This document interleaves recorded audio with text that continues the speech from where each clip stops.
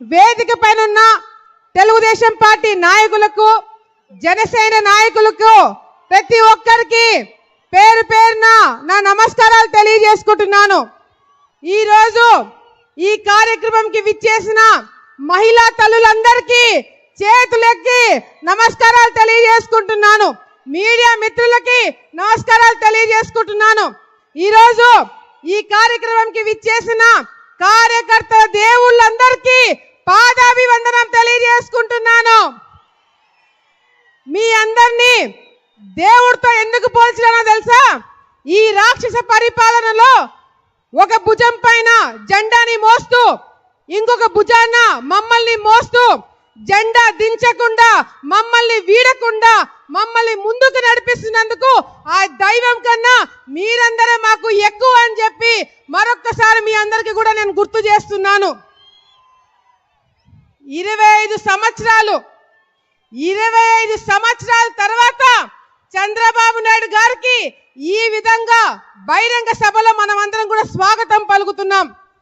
25 సంవత్సరాల క్రితము శోభా నాగిరెడ్డి, భూమా నాగిరెడ్డి, ఎస్వి సుబ్బారెడ్డి గారు అందరూ తెలుగుదేశం పార్టీలో ఉన్నప్పుడు, చంద్రబాబు నాయుడు గారు ముఖ్యమంత్రిగా ఉన్నప్పుడు ఇక్కడే పక్కన షాదీఖానా, అదే విధంగా భూమా బాలరెడ్డి స్టేడియం ఓపెన్ చేయడానికి చంద్రబాబు నాయుడు గారికి ఇక్కడికి రావడం జరిగింది. ఆ రోజుల్లో చంద్రబాబు నాయుడు గారికి స్వాగతం పలకడానికి భూమా నాగిరెడ్డి గారు గుర్రాలు, ఏనుగులు తెప్పించినారు, కథలుగా చెప్పినారు. మళ్ళీ అటువంటి సభ నా చేతుల ద్వారా జరగడానికి ఈ రోజు అవకాశం ఇచ్చినందుకు నా అదృష్టంగా భావిస్తున్నానని చెప్పి కూడా ఈ సందర్భంగా మీ అందరూ కూడా తెలియజేసుకుంటున్నాను. ఈ రోజు మనము ఎటువంటి పరిపాలన జరుగుతుంది రాష్ట్రంలో అనేది అర్థం కాని పరిస్థితి కనపడుతుంది.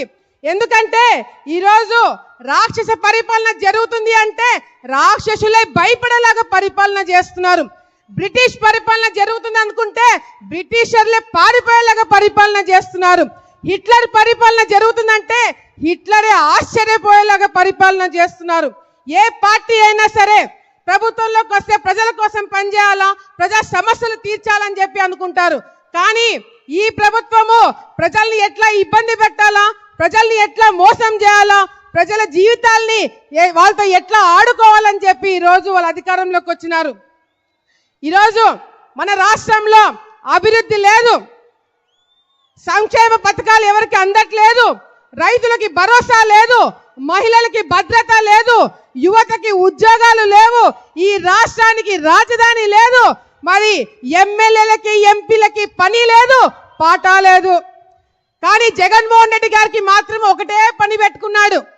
ప్రతి ఒక్క నియోజకవర్గానికి ఒక రౌడీని తయారు చేసినాడు, ప్రతి ఒక్క పార్లమెంట్కి ఒక గూండాని తయారు చేసినారు. ఈ రౌడీలు, గూండాలు మరొక 10 మందిని, 100 మంది, 1000 మంది రౌడీలను తయారు చేసి ప్రజల మీదకి వదిలినారు.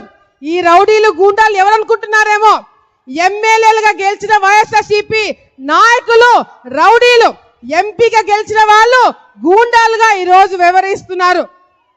అంతేకాదు ఈరోజు ఈ రౌడీలతో గూండాలను అడ్డు పెట్టుకొని భయభ్రాంతులకు గురి చేసి పరిపాలన చేయాలనుకుంటున్నారు. ఈరోజు ఎవరైనా ప్రశ్నిస్తే కేసులు పెడతారు, సోషల్ మీడియాలో పోస్టులు పెడితే కేసులు పెడతారు, ఎవరైనా బయటికి వచ్చి ధర్నాలు చేస్తే భయపడిపోతారు. ఈరోజు కార్యకర్తల మీద ఎన్ని కేసులు పెట్టారో ప్రతి ఒక్కటి కూడా లెక్క రాసుకున్నాం. ఆలగడ్డ ప్రాంతంలో నా కార్యకర్తలని ఎంతో మంది మీద కేసులు పెట్టినారు.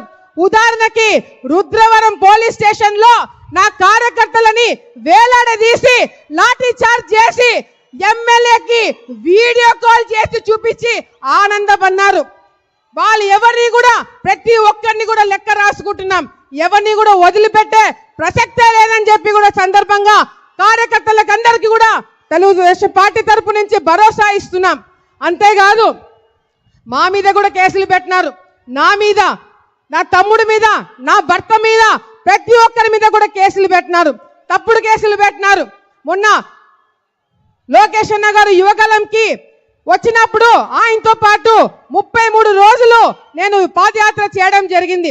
నంద్యాల ప్రాంతంకి వచ్చినప్పుడు మరి శిల్పా చక్రపాణి, శిల్పా మోహన్ రెడ్డి, అదే విధంగా ఆలగడ్డ ఎమ్మెల్యే ముగ్గురు కూడా లోకేష్ అన్న గారి గురించి అసభ్యంగా మాట్లాడినప్పుడు నేను ఘాటుగా స్పందించాను.